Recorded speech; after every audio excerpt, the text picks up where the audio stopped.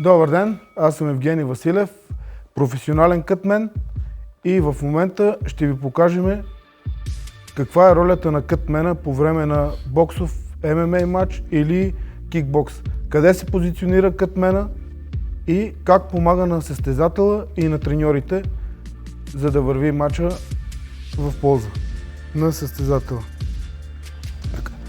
Най-важното нещо е, когато ударят чукчето и дадат сигнал, че остават 10 секунди до края на срещата, кътмена и щаба трябва да бъдат готови и да се качат по най-бързия начин в ринга.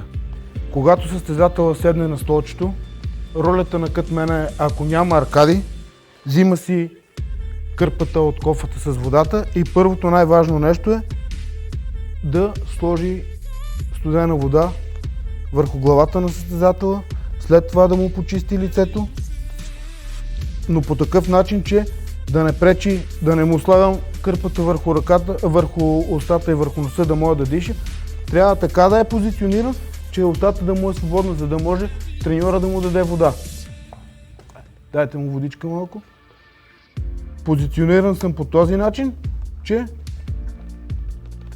и когато всичко е наред,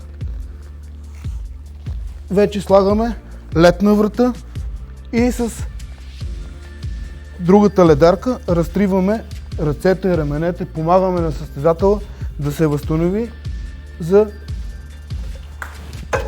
за матч. След това отваряме кутийката с вазелин, мажеме скулите и лицето с вазелин и чакаме сигнала. Рефера да каже, че остава 10 секунди и треньорите и кътмена трябва да излезнат от ринга. Очаквайте продължение на сериите какво е това професията кътмен и има ли реализация в България и в чужбина и как кътмена помага на състезателите да спечелят техните срещи.